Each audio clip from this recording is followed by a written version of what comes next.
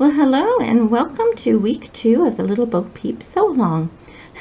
I've had some technical glitches this week, so my computer just is not cooperating with me. I've had to borrow my husband's today, but that means that the previous couple of videos I tried to make well, one is just totally messed up and the other has no sound. So we're giving this a try and hoping this works so we can get things done this week. What I have done is I have traced around, back up a little bit, on the iron-on fusible that we have, the water-soluble fusible.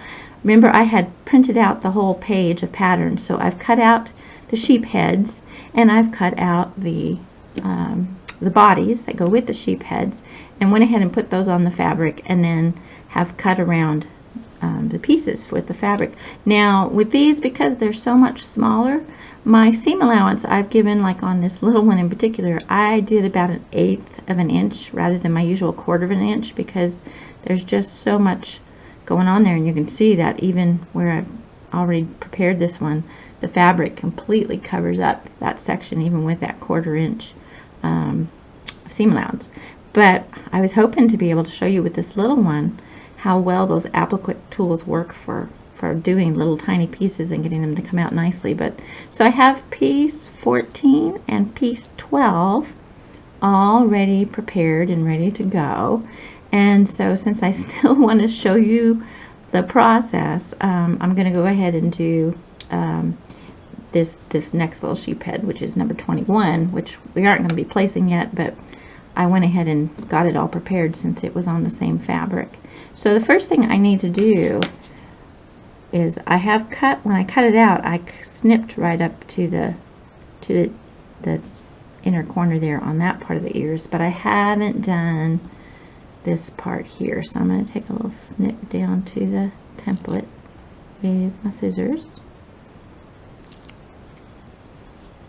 And I'm going to tell you for a moment, these are great scissors by Karen K. Buckley. They're some of her perfect scissors, and she actually has a pair that she's allowing me to give away to somebody so at some point during our sew along. But one of the things I love about these for the cutting out these pieces is these are micro serrated edges on these scissors, and it's sharp all the way right down to the tip. So when I want to do things like clip down to here, that happens really well. And when I want to cut out pieces and keep things nice and smooth, like how important that is on templates, these scissors do a great job of that too, because they cut the whole length nice and smoothly. And for me, I have a bit of arthritis in my fingers and hands, and these handles that she has put on there are made out of kind of a flexible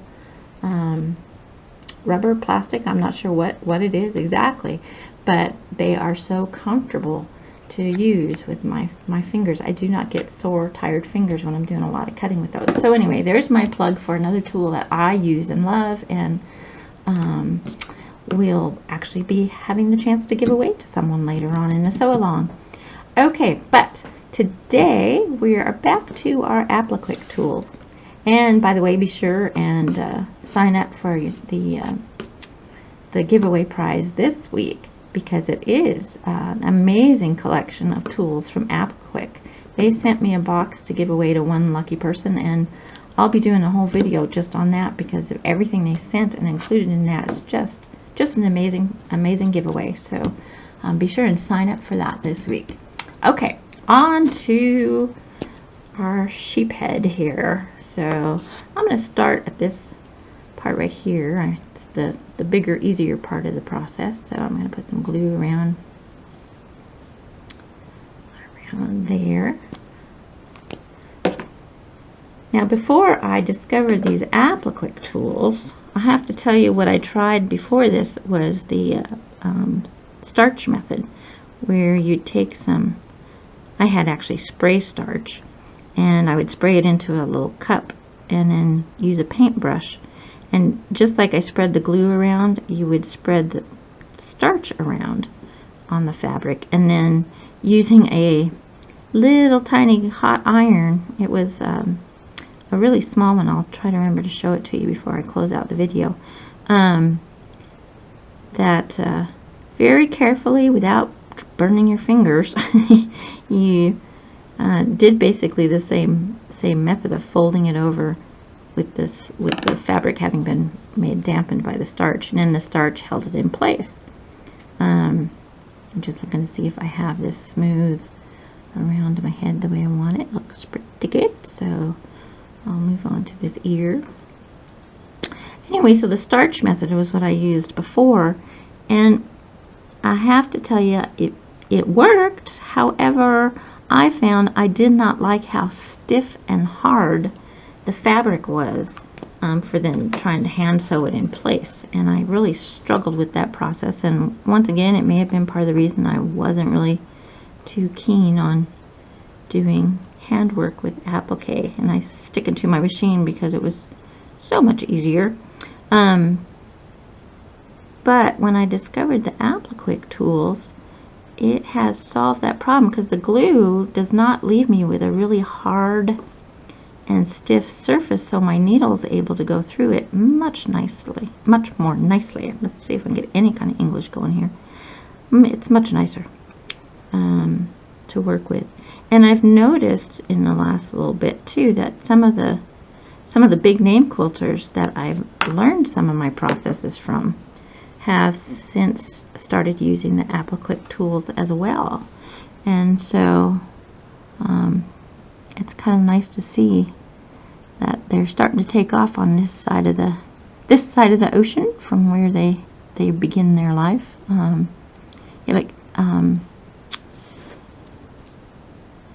Like I said, I just love how easily this process goes with these tools. And so, yes, they are an investment, but for getting the results I want, and they're going to last forever. So it's not like I'm going to ever have to replace them unless I lose them. So these are a tool that are going to last longer than I do, I'm sure. My kids will probably be wondering what in the heck they're going to do with them when I'm gone, but I need a little more glue there. Whoops, I'm sliding down out of the screen again. I get busy watching what I'm doing and don't always look up to make sure that what I'm doing is still where you can see what I'm doing.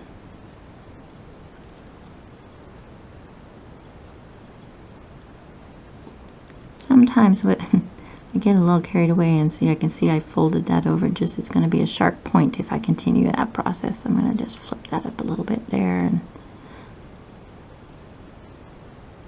so like I said, the glue is kind of forgiving as long as it's still damp and not dry.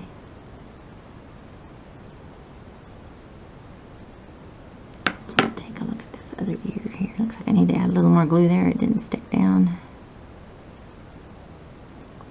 Okay, so let me put a little glue right at this spot up here.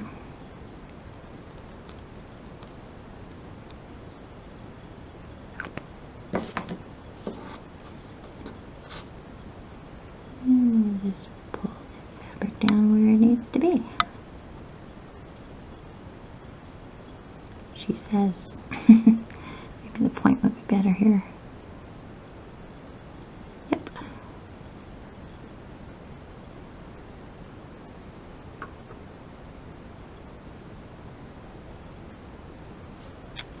Alrighty, so I've got my sheep heads ready to go. Then we have the bodies. Now on the bodies, I did want to point out that I did have some dotted lines in here because when you put the head in place, of course some of this is going to be covered up. But I found that for doing this method, I found that I really prefer just to go ahead and give myself that seam allowance all the way around there. And then on these parts that are going to be tucked under the either shrubbery or under a hill, that's where I cut right next to the pattern. So I've just discovered that's what makes it easier for me. So on these, we're going to clip the curves again right down to the the template.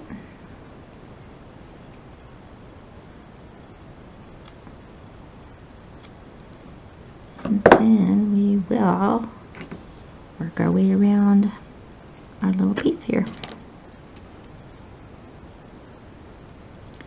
Put some glue.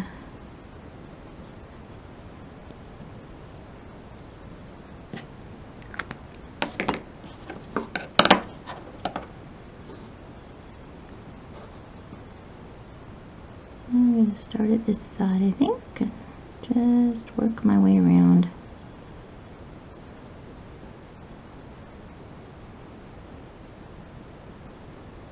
There's actually not too much of this, the body and all that's going to show, so.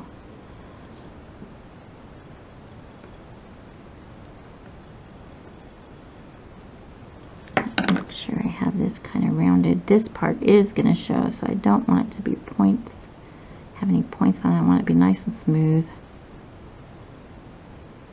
That's looking good. You see, this is the part of the little sheep's wool that's going to stick up above the head there, so I want that to look nice and smooth.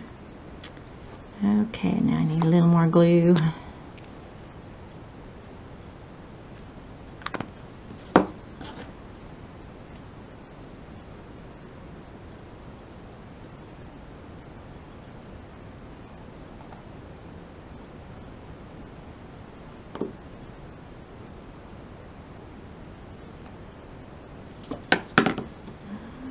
Okay, so we've got the smallest one ready to go into place there. Okay, so I'm going to do the same thing with piece 11, and I'm going to go ahead and prepare this piece 20 as well, and then we'll come back ready for the next step.